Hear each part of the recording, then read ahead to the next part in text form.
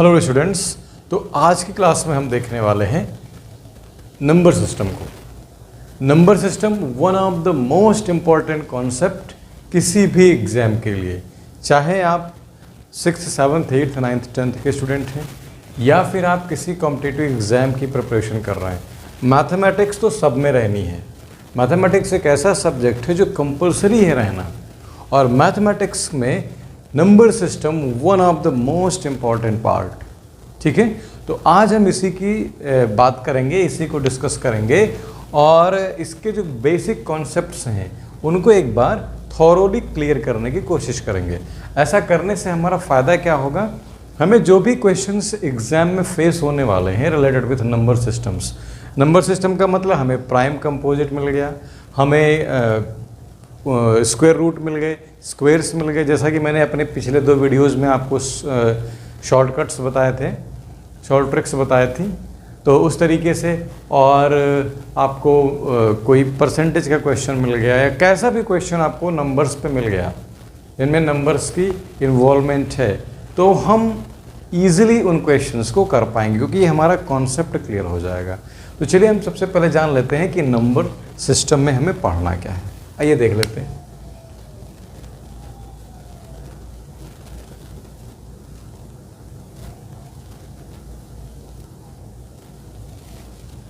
Number system Hindi में बोलते हैं संख्या पद्धति। ठीक है, अब नंबर सिस्टम होता क्या है, तो आप जान लीजिए कि हम जब भी नंबर सिस्टम की बात करेंगे, और अगर आप एनडीए का एग्ज़ाम या फिर टीजीटी पीजीटी का एग्ज़ाम नहीं दे रहे हैं तो आपको रियल नंबर से ही पढ़ना होगा। मैंने ऐसा क्यों कहा, क्योंकि एक और कॉन्सेप्ट होता है इमेजिनरी नंबर्स का। तो इमेजिनरी नंबर्स अगर हम 12th के पास आउट होने के बाद एनडीए का एग्ज़ाम दे रहे हैं या फिर हम टीजीटी यूपी का, पीजीटी यूपी का या फिर किसी स्टेट का दे रहे हैं या फिर हम सेंट्रल गवर्नमेंट के या केवीएस वगैरह के एग्ज़ाम दे रहे हैं जिसमें मैथमेटिक्स हमारा कोर सब्जेक्ट है, वहाँ पर हम इमेजिनरी नंबर का सिस्टम पढ़ेंगे, जो मैं अपनी टीजीटी पीजीटी की क्लासेस में बताऊँगा। इस क्लास में मैं आपको वही बता रहा हूँ जो आपके वनडे एग्ज़ाम्स जैसे कि हाई स्कूल की मैथ्स वाले होते हैं उनको पढ़ना होगा। तो आइए देखते हैं कि नंबर सिस्टम में हमें क्या पढ़ना है। तो देखिए, नंबर जो होते हैं बेटा वो 2 तरीके के होते हैं, सारे के सारे नंबर। एक होते हैं रियल और एक होते हैं इमेजिनरी। रियल नंबर्स यानी कि वास्तविक संख्याएं, और एक होते हैं इमेजिनरी यानी कि काल्पनिक संख्याएं। मैं हिंदी और इंग्लिश दोनों कोशिश करूंगा दोनों लिखने की, बट मोस्ट प्रेफरेबली मैं इंग्लिश ही लिखूंगा। वास्तविक संख्याएं हो गई ये, और ये हो गई हमारी काल्पनिक संख्याएं। यहीं से हमारी शुरुआत हो रही है। बहुत से लोगों ने काल्पनिक संख्याएं नहीं पढ़ी होंगी, जिन्होंने हाई स्कूल के बाद मैथमेटिक्स नहीं पढ़ी वो नहीं जानते होंगे, तो बिल्कुल ना घबराएं, मैं उन्हें बताऊंगा भी नहीं कि यह है क्या। बस आप इतना जान लीजिए कि अगर किसी नंबर का square root, if square of a number, मेरे साथ अगर आप नोट कर लेंगे तो बहुत अच्छा रहेगा। देखिए, स्क्रीनशॉट क्या है, एक तरीका है अपने आप चीज़ों, अपने पास चीज़ों को सेफ रखने का, लेकिन writing something in your own hand writing is the best way. किसी भी चीज़ को अपने हाथ से लिखना, अपने हाथ से लिखना एक बहुत बेहतरीन तरीका होता है। तो if square of a number is always positive, if square of a number is always positive, it is real number, it is real number। यानी कि यदि किसी संख्या का, यदि किसी संख्या का वर्ग धनात्मक है, सॉरी स्क्वायर नहीं कहेंगे, इसको स्क्वायर रूट कहेंगे ना, हाँ सही लिखा है मैंने। यदि किसी संख्या का वर्ग धनात्मक है एक्चुअली हिंदी इंग्लिश में थोड़ा सा कन्फ्यूजन हो जाती है मुझे, but slowly I am trying to clear the difference between Hindi and English. तो if square of a number is always positive, it is a real number. यदि किसी संख्या का वर्ग धनात्मक है तो यह वास्तविक संख्या होगी। अभी आपको कुछ नहीं समझ में आया होगा, मुझे 100% उम्मीद है, और आप बिल्कुल भी परेशान ना हो इसके लिए। मैं आपको क्लियर कर देता हूं कि यदि किसी संख्या का वर्ग धनात्मक है तो यह कैसे वास्तविक संख्या है, आइए देखते हैं। मैंने लिखा 5 का स्क्वायर, तो आप लिखेंगे सर 25। क्या 25 पॉजिटिव है? तो आप कहेंगे बिल्कुल सर पॉजिटिव है। तो मैंने कहा ये एक रियल नंबर है, it is a real number. चलिए, मैंने कहा -9 का स्क्वायर, तो आपने कहा सर -9 का मतलब होता है -9 इंटू -9। ये मैंने अपनी पिछली क्लास में बताया है स्क्वायर्स वगैरह क्या होते हैं। तो आप कहेंगे ये 81 है। अच्छा, क्या 81 स्क्वायर रियल नंबर हो सकता है? तो बिल्कुल होगा। क्यों? क्योंकि 81 तो पॉजिटिव है, तो it is also a real number. मैंने कहा -√3 का स्क्वायर, तो आपको पता है कि जब किसी संख्या पर अंडर रूट होता है, वर्गमूल होता है, और करणी होती है ना, वर्ग स्क्वायर रूट को क्या कहेंगे? वर्गमूल ही कहेंगे शायद। तो अगर हम उसका स्क्वायर कर देंगे तो वो रूट हट जाएगा, तो हम इसको क्या लिखेंगे? -3। और मैंने क्या लिखा है? Square of a number is always positive, और यहाँ हमको क्या मिल गया? निगेटिव। तो हम क्या कहेंगे? इमेजिनरी नंबर है, रियल नहीं है ये क्या है? Imaginary number. और ध्यान रखिएगा, हमें इसको पढ़ना ही नहीं है इमेजिनरी नंबर। बट मैंने आपको इसलिए बताया, मान लीजिए आपको पेपर में आ जाए कि which type of number is this, तो आप क्या कह देंगे कि ये एक, अगर मान लीजिए आपको उसने दे दिया, क्वेश्चन दे दिया, मैं प्रश्न लिख देता हूँ। उसने लिखा, प्रश्न लिखा है कि निम्न में से, हिंदी में लिख देता हूँ, निम्न में से वास्तविक संख्याएं छांटिए। या उसने लिख दिया कि निम्न में से काल्पनिक संख्या है, ऐसे लिख दिया उसने, निम्न में से काल्पनिक संख्या है। और उसने नंबर दे दिए हैं आपको। पहला ऑप्शन उसने दिया है 3, दूसरा ऑप्शन दिया है -5, तीसरा ऑप्शन दिया है रूट में -3, और डी दे दिया है इनमें से कोई नहीं, इनमें से कोई नहीं। अब आप क्या करने वाले हैं? अब आप क्या करेंगे? 3 का स्क्वायर करेंगे तुरंत। तो 3 3 जा 9, 9 एक वास्तविक संख्या है, तो ये एक वास्तविक संख्या होगी। -5, तुरंत इसका वर्ग करिए, -5 का स्क्वायर 25, 25 एक रियल नंबर है, तो ये भी एक रियल नंबर होगा। माइनस का √3, जब आप इसका स्क्वायर करेंगे तो आपको मिल जाएगा -3, और जैसे ही आपको -3 मिलेगा, आप तुरंत बोल देंगे कि यह एक काल्पनिक संख्या है, यह एक इमेजिनरी नंबर है। ठीक है, तो आपको कहीं भी अगर रूट में नेगेटिव दिख जाए, ऐसे सिंबल के अंदर माइनस दिख जाए, तो तुरंत कह दीजिएगा कि वह एक काल्पनिक संख्या है, इमेजिनरी नंबर है। आई होप कि आपको यहाँ तक क्लियर हो गया होगा। तो ये एक ब्रॉड डिवीज़न है नंबर्स का, एक रियल नंबर होता है और एक इमेजिनरी होता है। इन दोनों में आपको डिफरेंस मेरी तरफ से उम्मीद है कि क्लियर हो गया होगा। अब आगे देख लेते हैं।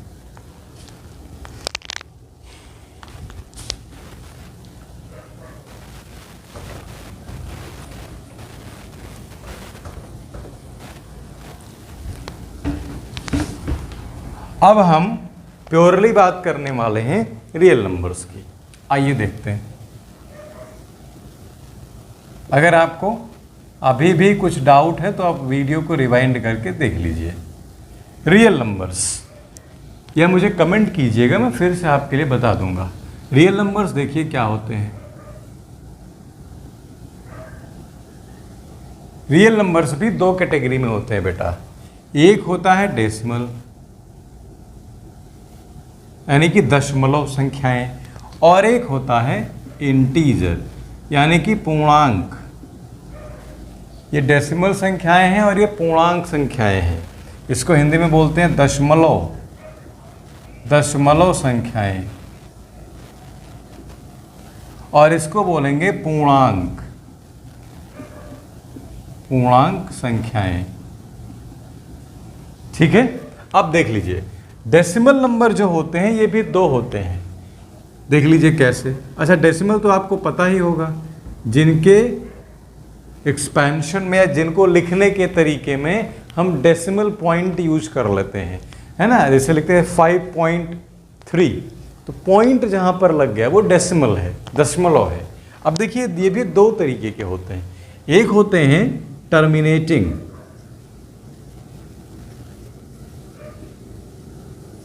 और एक होते हैं नॉन टर्मिनेटिंग।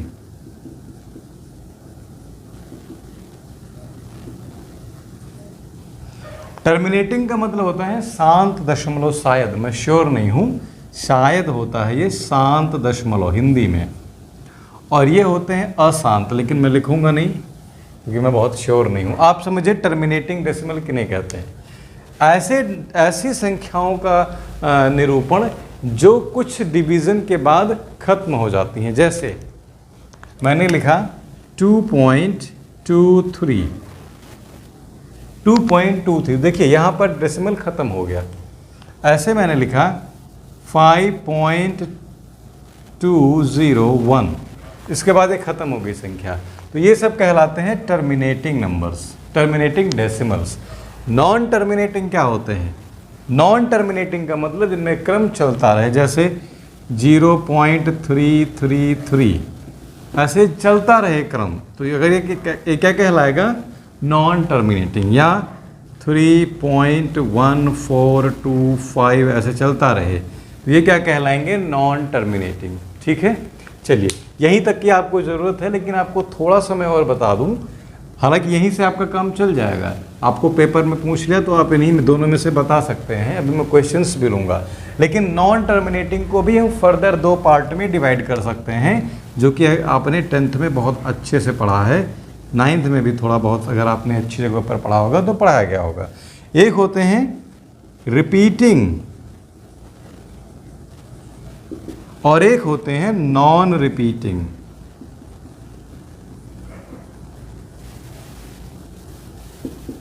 ठीक है, एक होते हैं रिपीटिंग डेसिमल्स और एक होते हैं रिपीटिंग नॉन टर्मिनेटिंग डेसिमल्स और एक होते हैं non repeating non terminating decimals.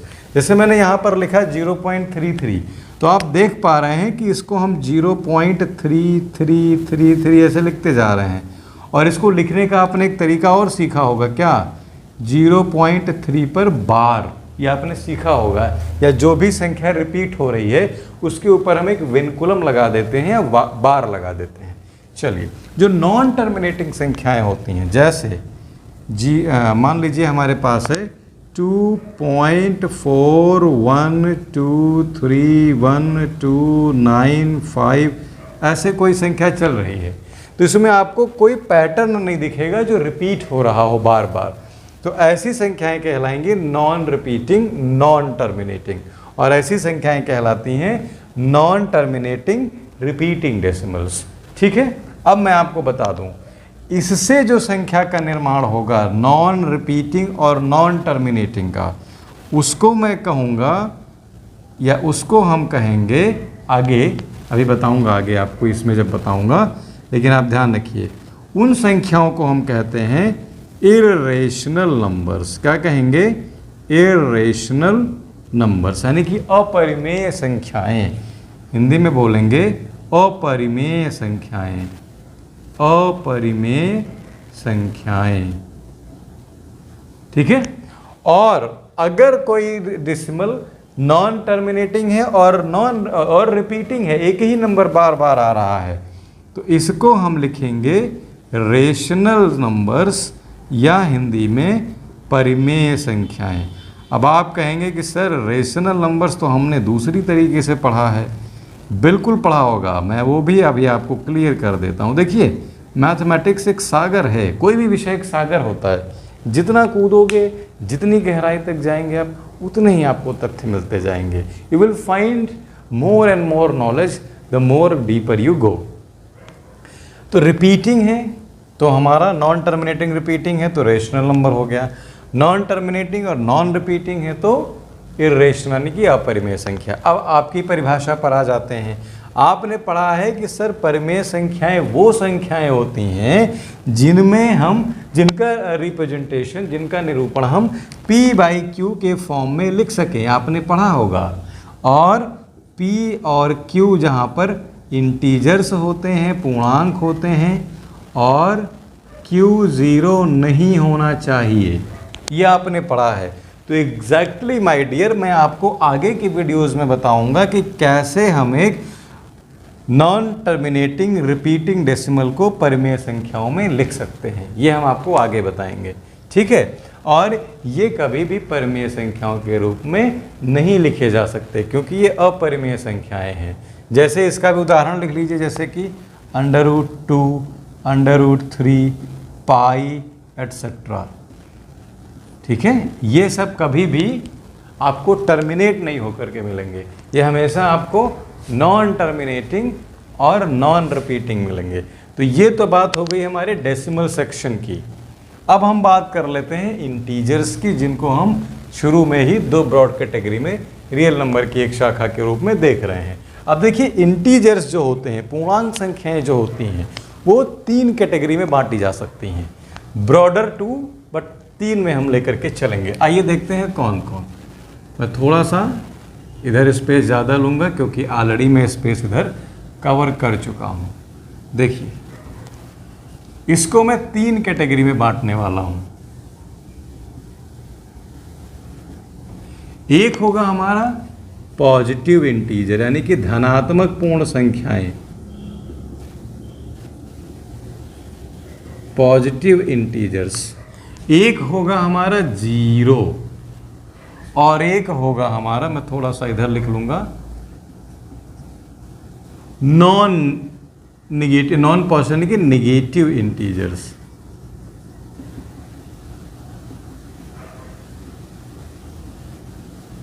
अब इसको जानने की कोशिश करते हैं। इंटीजर्स यानी कि पूर्णांक संख्याएं 3 होती हैं। एक पॉजिटिव इंटीजर्स होते हैं जैसे कि 1 2 3 4 5। एक होता है 0 यानी कि 0। अब इतना तो आपको हिंदी आती ही होगी ना। और नेगेटिव इंटीजर्स यानी कि ऋणात्मक संख्याएं, यानी कि हमारे -4, -3, -2, -10, -500, जिनके सामने माइनस साइन लगा होगा, वो हमारे क्या कहलाएंगे? Negative integers. ठीक है, तो ऐसी संख्याएं जो ऋण संख्याओं, ऋण चिन्ह के साथ आती हैं, ऋणात्मक पूर्ण संख्या, शून्य और धनात्मक पूर्ण संख्या। ठीक है, इन दोनों को मिला करके हम कहते हैं नॉन पॉजिटिव। ठीक है, और इसको कहेंगे नॉन निगेटिव। ठीक है, तो इतना आप समझदार हैं, इतना आपको समझ में आ गया होगा। निगेटिव इंटीजर्स मैं उदाहरण लिख देता हूं, जैसे -5, -4, -300 एट्सेट्रा डॉट डॉट। ज़ीरो को लिखने की ज़रूरत ही नहीं है, वो अकेला ही काफ़ी है और अकेला ही है। और ये 1 2 ऐसे आप कितने भी लिख डालिए, सारे के सारे पॉजिटिव इंटीजर्स। इनकी संख्या अनंत है जीरो को छोड़ करके, क्योंकि जीरो अकेला है, सिंगल है, यूनिट है, बाकी के सब अलग अलग हैं। चलिए, तो ये बात हो गई। अब हमारी बात आती है कि अगर ये हमारे पास पूर्णांक संख्याएं हैं तो इनका हम आगे क्या इस्तेमाल करने वाले हैं। तो देखिए, अगर मैं ज़ीरो के साथ पॉजिटिव इंटीजर को मिला करके चलूं, ध्यान से मेरी बात सुनिएगा, अगर मैं ज़ीरो के साथ पॉजिटिव इंटीजर्स को मिला करके चलता हूं तो मेरे पास जो संख्या मिलने वाली है वो होगी हमारी होल नंबर्स। क्या रहेंगे? होल नंबर्स, यानी कि पूर्ण संख्याएं, होल नंबर्स। होल नंबर्स का मतलब ज़ीरो और पॉजिटिव संख्याएं, मतलब पॉजिटिव नंबर्स। इनका एग्जाम्पल 0 1 2 ऐसे। ठीक है, और अगर केवल और केवल पॉजिटिव संख्याओं का समूह लिया जाए, केवल और केवल पॉजिटिव इंटीजर्स का कलेक्शन लिया जाए, तो हमारे पास आएंगे नेचुरल नंबर्स। क्या आ जाएंगे? Natural numbers. इन्हीं को हम प्राकृतिक संख्याएं बोलते हैं। इसका उदाहरण 1 2 3 से जहाँ तक आप लिख सकें।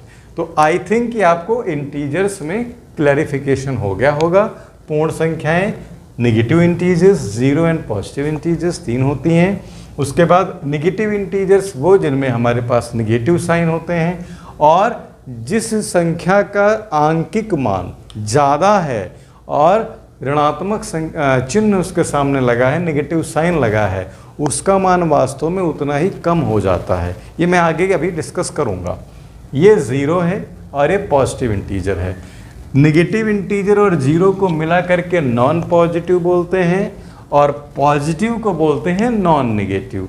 अगर मैं केवल नॉन नेगेटिव इंटीजर्स का कलेक्शन करूं तो वो नेचुरल नंबर बनेगा, और अगर जीरो और पॉजिटिव इंटीजर्स यानी कि नॉन नेगेटिव का कलेक्शन करूं तो ये मेरा होल नंबर बनेगा, पूर्ण संख्याएं बनेंगी। आई होप कि आपको यहाँ तक की चीज़ों में कोई कन्फ्यूज़न नहीं होगा। एक बार आप स्क्रीनशॉट ले सकते हैं। आई होप कि आपने स्क्रीनशॉट ले लिया होगा। अब मैं चलता हूँ और आपको बताता हूँ प्राइम नंबर्स और composite numbers. My dear students या एस्पिरेंट्स, जितने भी लोग देख रहे हैं, प्राइम नंबर और कंपोजिट नंबर, इनमें बहुत से लोगों को कन्फ्यूज़न रहती है और कई बार बहुत सारी गलतियां करके आते हैं। और मैं आपको बताऊं, प्राइम नंबर के 2 से 3 क्वेश्चन मैं आपको ऐसे बताऊंगा जो मोस्ट प्रोबेबली पूछे जाते हैं। हर साल लगभग 1 से 2 सवाल आता ही आता है, जितने कंपटीशन मैंने फेस किए हैं उनमें, ठीक है, और बाकी के भी जो मैं देखता रहता हूँ हर साल। तो आइए देखते हैं।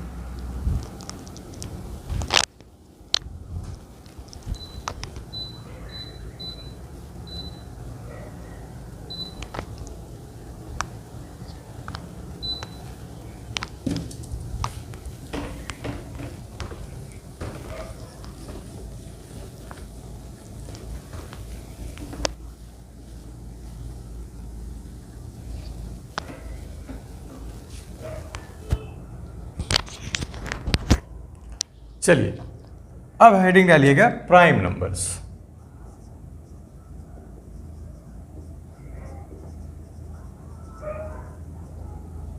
हिंदी में अभाज्य संख्याएं।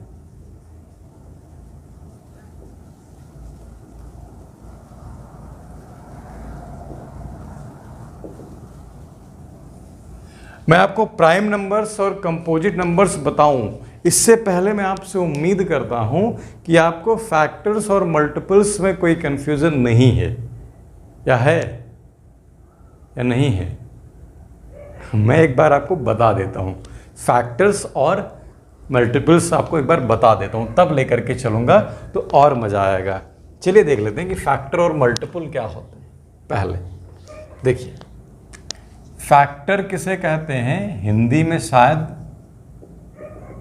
फैक्टर मतलब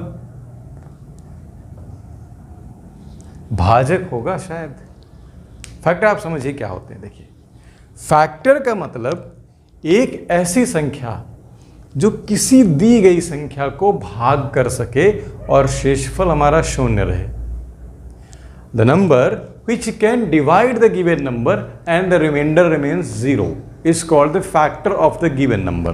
मैं लिख देता हूं कि if a number divides a given number leaving remainder 0, leaving remainder 0, अर्थात हिंदी में भी लिख देता हूं मैं क्या, कि वह संख्या जो दी गई संख्या को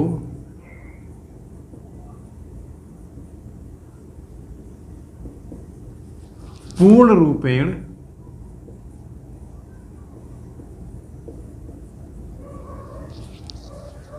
भाग कर सके।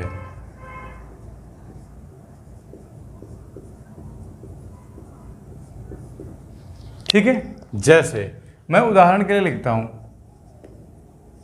मैंने लिखा 2 इज ए फैक्टर ऑफ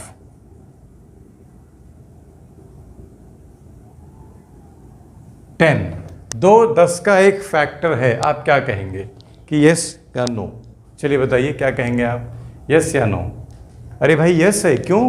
क्योंकि 2 की टेबल में 10 आता है, 2 के पहाड़े में 10 आएगा। ठीक है, ये भी कह सकते हो आप इसकी डेफिनेशन कि अगर कोई दी गई संख्या किसी संख्या के पहाड़े में है, ठीक है, मतलब सॉरी, अगर कोई संख्या किसी दी गई संख्या के पहाड़े में आती है यानी टेबल में आती है तो वो उसका एक फैक्टर है। जैसे 2 की टेबल में 10 आएगा तो 2 10 का एक फैक्टर होगा। लेकिन अगर यही लिखा रहे कि 2 इज ए फैक्टर ऑफ 25, तो आप क्या कहेंगे? भैया 2 की टेबल में तो 25 नहीं आएगा, 24 आएगा, 26 आएगा, तो it is not a factor. तो आई होप कि आपको फैक्टर का डाउट क्लियर हो गया होगा। अगर कोई संख्या किसी दी गई संख्या को फुल्ली डिवाइड कर दे, कंप्लीटली डिवाइड कर दे, यानी कि रिमाइंडर हमारा क्या आ जाए, 0, शेषफल 0 हो जाए, तो वो उसका फैक्टर होगा। या जिस भी संख्या के लिए हम चेक कर रहे हैं वह संख्या दी गई संख्या के टेबल में आ जाए, पहाड़े में आ जाए, तो भी वो उसका एक फैक्टर कहलाएगी। चलिए, इसके कुछ एक गुण होते हैं, कुछ एक प्रॉपर्टीज होती हैं, वो मैं आपको लिखा देता हूँ, देख लीजिए। फैक्टर किसी भी संख्या के लिमिटेड होते हैं, फिक्स होते हैं। तो number of factors of A given number is limited, यानी कि फिक्स्ड। ये नहीं कि आप जो है 10 के कई सारे फैक्टर लिख रहे हैं, आप 4 लिख रहे हैं, आपका पड़ोसी 5 लिख रहा है, ऐसा नहीं होगा। 4 हैं तो 4 ही रहने वाले हैं, 5 हैं तो 5 ही रहने वाले हैं। लिमिटेड होते हैं, फिक्स होते हैं, अनकाउंटेबल नहीं होते हैं। दूसरी बात, बहुत इंपॉर्टेंट बात, 1 is the factor of every number, 1 and the number, 1 and the number itself, मतलब 1 और वो नंबर खुद is factor of every number. भाई 5 को डिवाइड कर सकता है, is factor of 1 and the number itself are the factors of, grammatically इसको सही लिखें, फैक्टर्स ऑफ गिवन नंबर। ठीक है, 1 और वो नंबर खुद किसी भी संख्या के फैक्टर होंगे। जैसे 5 का फैक्टर 5 खुद जरूर होगा, 7 का फैक्टर 7 जरूर होगा, 9 का फैक्टर 9 जरूर होगा। कोई भी संख्या स्वयं से तो विभाजित होगी ही होगी। तो ये आपने 2 बातें लिख ली कि पहली क्या है कि किसी भी संख्या के जो फैक्टर होते हैं वो सीमित होते हैं, लिमिटेड होते हैं, फिक्स होते हैं। दूसरा आपने लिखा कि 1 और वो नंबर खुद किसी भी संख्या का एक फैक्टर होता है। आई होप कि आपको फैक्टर से संबंधित सारी चीज़ें मैंने क्लियर कर दी। और अब आगे बढ़ते हैं हम मल्टीपल की तरफ। आइए देख लेते हैं मल्टीपल्स किन्हें कहते हैं। गुणक इसको बोलते हैं, मल्टीपल्स। भाई जिनकी हिंदी मुझे आ रही है मैं वो लिखूंगा, जिनकी मैं कंफ्यूज हूँ उसको नहीं लिखूंगा। मल्टीपल्स, मल्टीपल क्या होते हैं? Multiple of a number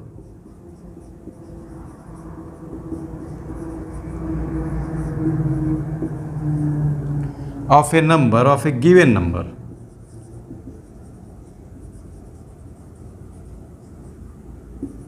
are the numbers obtained by multiplying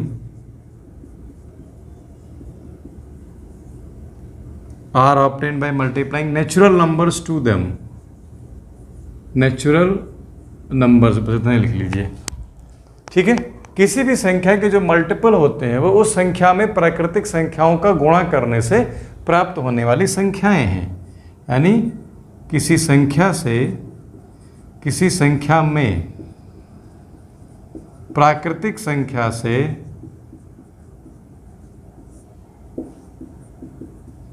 भाग देकर सॉरी गुणा करने पर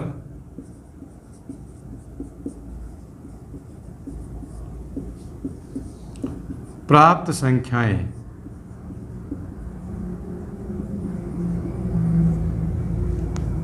गुणक कहलाती हैं।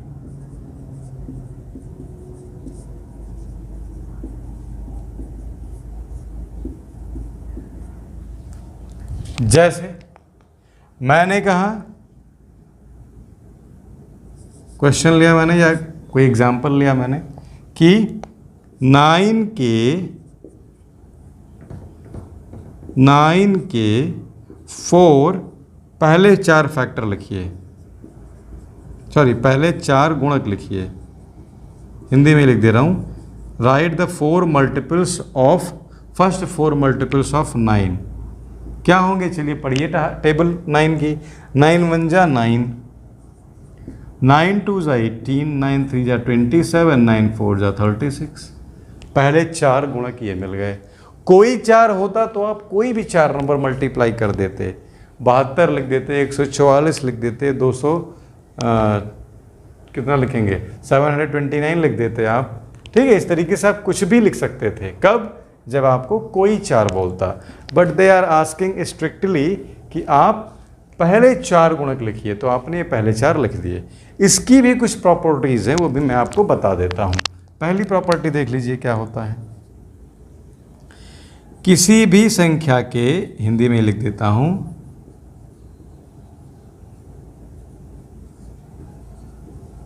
गुणक जो होते हैं, the number of multiples of a number, किसी भी संख्या के गुणक अनंत होते हैं, आर अनकाउंटेबल, इनफाइनाइट।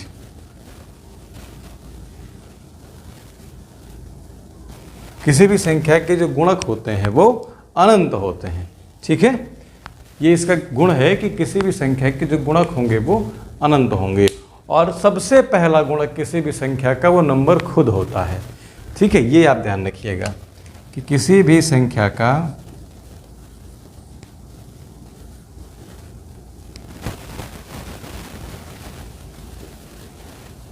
सबसे पहला गुणक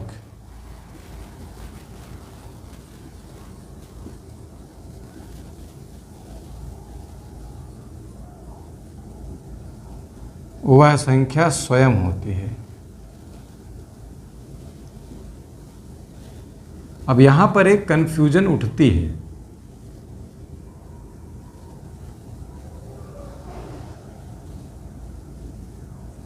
यहां पर एक कंफ्यूजन उठती है क्या? कि अगर हम किसी संख्या में नेगेटिव इंटीजर्स से मल्टीप्लाई करें तो क्या हमको गुणक नहीं मिलेगा? एक क्वेश्चन उठता है। मैं अक्सर देखता हूँ यूट्यूब पर टीचर्स को या कहीं भी, वो अवॉइड कर देते हैं इस बात को। लेकिन आप सुनिए, कह रहे हैं कि किसी भी संख्या के जो सबसे पहले गुणक हमको प्राप्त होते हैं, जो सबसे पहला मल्टीपल हमको प्राप्त होता है, वो होता है वो नंबर खुद। तो अगर मैं पढ़ूं कि 5 के मल्टीपल्स यानी 5 के गुणक, तो 5 एकम 5, पहला हमको 5 मिल गया। अगर मैं 5 में -1 से गुणा करूं तो क्या हमको गुणक नहीं मिलेगा? तो माय डियर, मैंने आपको लिखा है कि वो हमेशा नेचुरल नंबर से गुणा करने पर मिलने चाहिए। मैंने अभी थोड़ी देर पहले आपको पूरा सिनेरियो दिया था और आई होप कि आपने लिखा होगा उसे। तो अगर हम किसी संख्या में नेचुरल नंबर को मल्टीप्लाई कर रहे हैं, यानी कि प्राकृतिक संख्या को गुणा कर रहे हैं, तो वो हमको गुणक मिलेगा। अगर आप किसी संख्या में माइनस से मल्टीप्लाई कर रहे हो, जैसे मैंने कहा कि 9 गुणे -5, तो ऑब्वियसली आपको एक नंबर मिलेगा, 100% आपको -45 मिलेगा। लेकिन हम कभी भी ऐसी टेबल नहीं पढ़ते कि 9 -1 मतलब 9 ऋण 1 -9, ऐसा कुछ नहीं पढ़ते हम। 9 1 जा 9 पढ़ेंगे, 2 जा 18 पढ़ेंगे, 3 जा 27 पढ़ेंगे। यानी कि अगर हमें किसी भी नेगेटिव नंबर से किसी नंबर में मल्टीप्लाई करने पर कोई नंबर मिला है, तो वो उसका एक प्रोडक्ट है, उसका एक मतलब क्या बोलेंगे प्रोडक्ट को, गुणनफल है। लेकिन ये इसका एक मल्टीपल नहीं कह सकते हम। ठीक है, ये ध्यान रखिएगा। चलिए,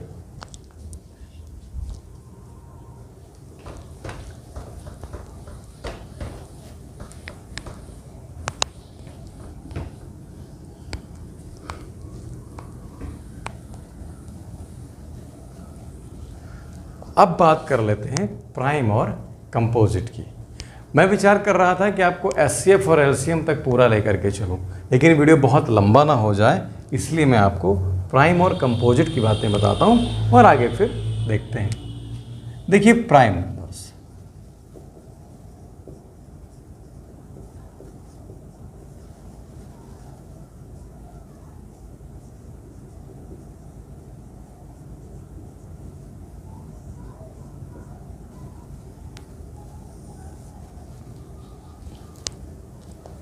प्राइम नंबर्स अभाज्य संख्याएं, तो ऐसी संख्याएं जिनके केवल और केवल दो ही फैक्टर हों, the numbers having only two factors are called prime numbers. ऐसी संख्याएं जिनके केवल और केवल दो फैक्टर हों वो कहलाएंगे प्राइम नंबर। मैं लिख देता हूं, numbers having only two factors, दो ही, और वो होंगे कौन कौन? वन, एक, and the number itself, and the number itself. अब यहां बड़ा एक खूबसूरत डिस्कशन आता है और मैं आपके साथ करूंगा, ठीक है? चलिए देख लेते हैं। Numbers having only two factors, कौन कौन से? One and the number itself, ये सब क्या कहलाएंगे? Prime number. यानी ऐसी संख्याएं जिनकी केवल और केवल दो फैक्टर हो, एक वो वन हो और दूसरा नंबर इटसेल्फ यानी कि संख्या स्वयं हो। For example 2। चलिए मैं एग्जाम्पल बाद में लिखता हूं, सबसे पहले बात करते हैं 1 की। देखिए 0 की बात कर लेते हैं। क्या 0 के केवल दो फैक्टर हों? क्या 0 को 0 से डिवाइड कर सकते हैं? बताइए। किसी भी संख्या को हम 0 से डिवाइड नहीं कर सकते। क्यों नहीं कर सकते? मैंने आपको बताया था अभी थोड़ी देर पहले कि कोई भी संख्या जो होती है वो रेशनल या इरेशनल के रूप में लिखी जा सकती है अगर वो डेसिमल है। तो हम अगर लिखते हैं तो वहाँ पर मैंने लिखा कि Q 0 नहीं होना चाहिए। अब अगर Q 0 है तो इसका मतलब हमारा जो भाग दिया जा रहा है जिसमें, जिसको हम भाज्य बोलते हैं, डिविडेंड बोलते हैं, वो भी 0 होना चाहिए, 0 होना चाहिए। अगर मैं 0 को 0 से भाग करूं तो 0 बन जाए 0, यानी हमको डिवाइड हो करके, और ये 1 टाइम 2 टाइम हम कितने से भी मल्टीप्लाई करें कोई ये फिक्स नंबर नहीं देगा। कैसे? मान लीजिए मैंने कहा कि 0 × 5 बराबर 0, तो आपने 0 से 0 काटा और लिख दिया 5। मैंने कहा नहीं, 0 × 9 बराबर 0, और फिर आपने 0 को 0 से काटा और लिखा 9। अब देखिए आंसर तो दोनों केसेस में आ रहा है, ये भी 5, ये भी कट रहा है, ये भी कट रहा है, लेकिन क्वोशेंट तो हमको अलग अलग मिल रहे हैं। तो हमें नहीं पता कि क्या क्वोशेंट आने वाला है, इसलिए हमको इसको डिवाइड नहीं कर पाते, ये ध्यान रखिएगा। चलिए अब 0 की डिस्कशन तो हम ख़त्म कर देते हैं। अब हमारा सबसे पहला नॉन जीरो नंबर जो आता है वो आता है 1। अब 1 के कितने फैक्टर होने वाले हैं? तो 1 को आप 0 से डिवाइड तो नहीं कर सकते, लेकिन आप 1 को 1 से जरूर डिवाइड कर सकते हैं। अब क्या 1 के अलावा कोई ऐसा नंबर है जो 1 से डिवाइड हो? तो हाँ, हमने लिखा है 1 एंड द नंबर इटसेल्फ, तो यानी कि हम 1 को इस 1 से भी डिवाइड कर सकते हैं। थोड़ा सा मजेदार डिस्कशन है ये, देखिएगा। 1 को हम 1 से डिवाइड करते हैं जो कि ये वाला 1 है, और इसी 1 को इस 1 से डिवाइड कर रहे हैं जो कि नंबर इटसेल्फ है, स्वयं का नंबर है। अब इसके दो फैक्टर मिले हमको, थोड़ा सा ध्यान से समझिएगा इस बात को। अब हमको 1 के मिले हैं दो फैक्टर, लेकिन बाय डिफॉल्ट ये दोनों 1 हैं, सिंगल हैं। और मैथमेटिक्स में जब तक कि आप किसी स्पेशल संबंध की बात ना करें, अलजेब्रा की बात ना करें, तो हम रेपिटेशन को फॉलो नहीं करते। तो यानी कि ये बाय डिफॉल्ट ये दोनों 1 हैं, यानी कि सेम नंबर है, तो इसलिए 1 के केवल और केवल एक फैक्टर एग्जिस्ट करेंगे। ठीक है। तो 1 का अगर केवल एक फैक्टर मिलने वाला है तो 1 तो प्राइम नहीं होगा, 1 प्राइम नहीं होगा। चलिए अगला नंबर लेते हैं 2। चलिए 2 के बारे में आपके क्या ख्याल है? क्या हम 2 को 1 से डिवाइड कर सकते हैं? एग्जैक्टली 1 2 ज़ा 2। क्या 2 को 2 से डिवाइड कर सकते हैं? एग्जैक्टली 2 से डिवाइड कर सकते हैं। तो क्या ये प्राइम होगा? जरा बताइए, क्या 2 को आप प्राइम लिखोगे? बोलिए, क्या 2 को आप प्राइम लिखने वाले हैं? Yes, exactly. तो यस, यह एक प्राइम नंबर है।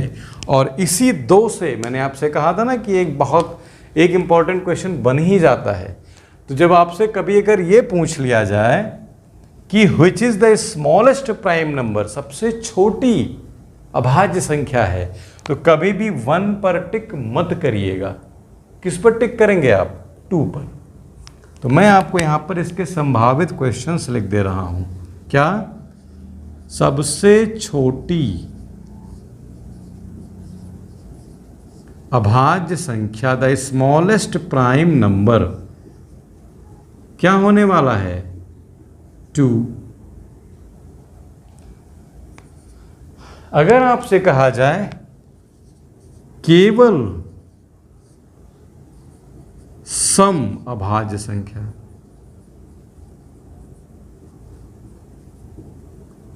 तो भी 2। सबसे पहली अभाज्य संख्या,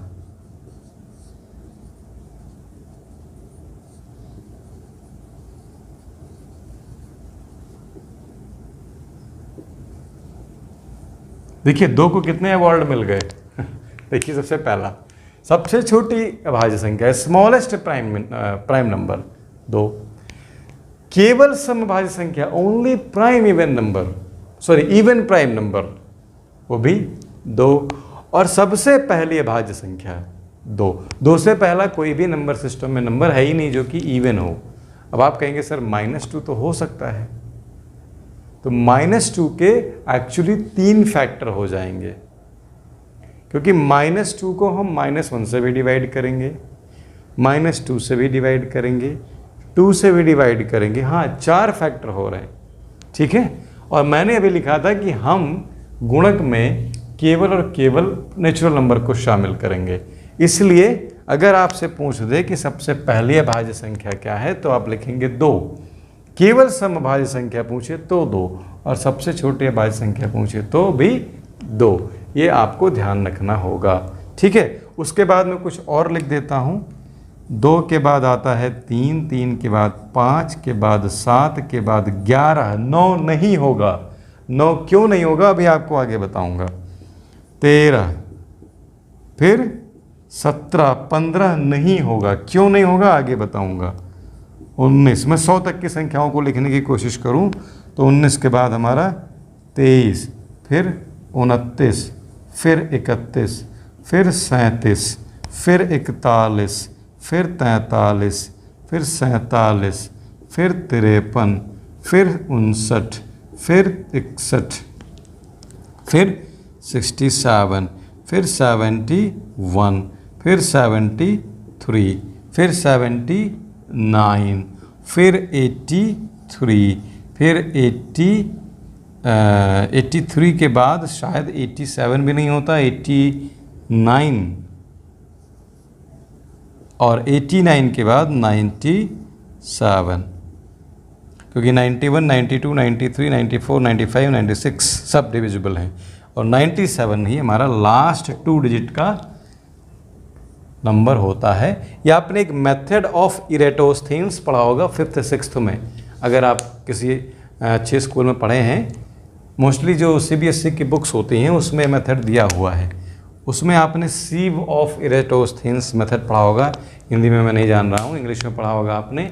उसमें आपने 1 से 100 तक की संख्याएं लिखी होंगी, उसके बाद आपने 1 पर ऐसे रिंग कर दिया होगा और अवॉइड किया होगा। फिर 2 के बाद आपने सर्कल किया होगा, 1 को तो काट देते हैं, 2 को आपने सर्कल किया होगा और 2 के सारे मल्टीपल्स आपने काट दिए। फिर 3 को सर्कल किया, 3 के सारे मल्टीपल काट दिए। 5 को सर्कल किया, 5 के सारे मल्टीपल काट दिए। 7 को किया होगा, ऐसे ऐसे आपने करके ये संख्याएं आपको वहाँ मिल जाती हैं। कितनी हैं ज़रा गिनेंगे आप? 1 2 3 4 5 6 7 8 9 10 11 12 13 14 15 16 17 18 19 20 21 22 23 24 25, ठीक है 25। एक बार आप भी कंफर्म कर लीजिएगा। 2 3 5 7 11 13 17 19 23 29 31 37, क्योंकि 33 34 35 36 नहीं होते।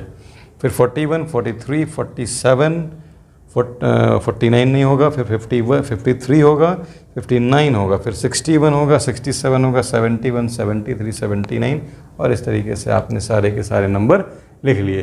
तो ये हो गए हमारे प्राइम नंबर्स। एक अभी आपको आगे मेथड डिस्कस करेंगे कि कैसे हम चेक करें कि कोई भी गिवन नंबर प्राइम है कि नहीं, वो हम बाद में अभी आपसे डिस्कस करेंगे। अभी मैं आपको दूसरा बता देता हूँ प्राइम नंबर के बाद, कंपोजिट नंबर।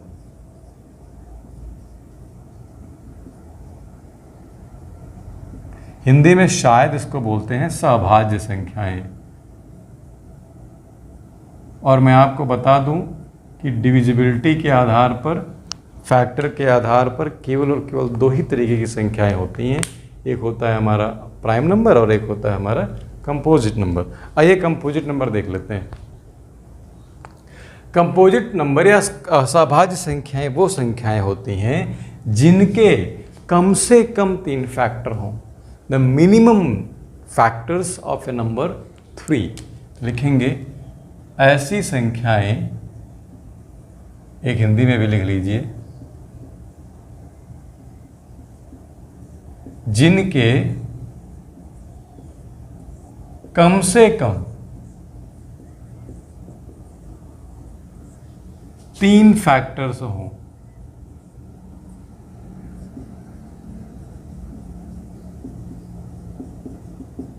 ठीक है, जैसे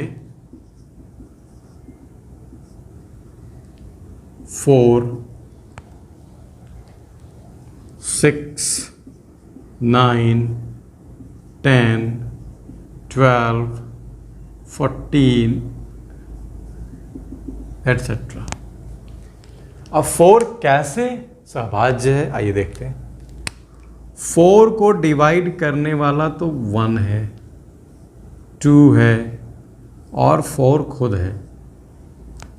तो हमारे पास इसके 3 फैक्टर आ गए। और अगर किसी भी संख्या के कम से कम 3 फैक्टर हैं तो वो एक कंपोजिट नंबर होगा। ठीक है, तो ये कोई भी नंबर डिविजिबिलिटी के आधार पर केवल और केवल इवन हो सकता है, सॉरी को प्राइम हो सकता है और कंपोजिट हो सकता है, यानी कि वो सहभाज्य होगा या अभाज्य होगा। रूढ़ी संख्याएं शायद बोलते हैं इनको, रूढ़ी संख्याएं बोलते हैं। देखिए रूढ़ी संख्याएं शायद बोलते हैं। फिलहाल आपको समझ में आया ना प्राइम नंबर किन्हें कहते हैं। तो आज का डिस्कशन मैं यहीं रोकता हूं। अगले डिस्कशन को हम अगले वीडियो में लेकर के चलेंगे, जिसमें मैं आपको ये बताऊंगा कि कैसे आप किसी भी नंबर को चेक करेंगे कि ये प्राइम है या कंपोजिट, बहुत आसान तरीके से। फिर मैं आपको ये बताऊंगा कि प्राइम्स के और भी कैटेगरीज जैसे को प्राइम्स, ट्विन प्राइम्स, इन सबको आप कैसे लिख पाएंगे। अगर आपको 2 नंबर का जोड़ा दे दिया जाए, आपसे कहा जाए बताइए ट्विन प्राइम है कि को प्राइम है, तो आप कैसे चेक करेंगे। उसके बाद मैं आपको बताऊंगा कि एलसीएम और एचसीएफ 2 और 2 से अधिक संख्याओं का एकदम शॉर्ट तरीके से कैसे निकालें, एकदम शॉर्ट तरीके से। उसके बाद मैं कुछ क्वेश्चंस लूँगा जो बड़े बड़े हैवी क्वेश्चंस होते हैं और विद इन सेकेंड्स लग जाते हैं, कि 3 रिंग्स हैं और वो डिफरेंट टाइम पर टोल करती हैं। तो अगर पहली बार वो 8 AM पे बजी तो फिर नेक्स्ट टाइम का वो टुगेदर टोल करेंगी, या अगर इतनी देर पर एक बार में बजती हैं तो 1 घंटे में कितनी बार बजेंगी, ऐसे क्वेश्चन।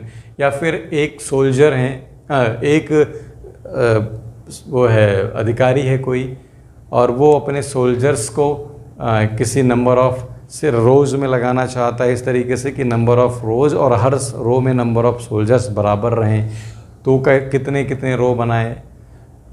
कोई भी संख्या आपको दी है, अगर उसमें किसी नंबर से डिवाइड किया जाए तो कुछ रिमाइंडर बच जाता है, तो आपको पता करना पड़ेगा कि कौन से नंबर से हम डिवाइड करें कि कम्प्लीटली डिवाइड हो जाए। इस तरीके से कई सारे क्वेश्चंस हम देखेंगे अगले वीडियो में। तो आज की वीडियो को आप कितना पसंद करते हैं, कैसा लगता है आपको, ये ज़रूर मुझे बताइएगा। आपके कमेंट मेरे लिए बहुत इंपॉर्टेंट हैं, ज़रूर कमेंट किया करिए और इनसे आपको लाभ हो रहा है कि नहीं ज़रूर बताइएगा। ऐसे ही वीडियोस को देखने के लिए आप चैनल मेरा सब्सक्राइब कर सकते हैं। अगर आप नए हैं और पुराने हैं तो ज़रूर इसको शेयर करिए औरों तक, ताकि मैथमेटिक्स को लेकर के आपके मन के डर, वहम, शंकाएं दूर हो जाएं। Thank you so much. Keep learning, keep growing.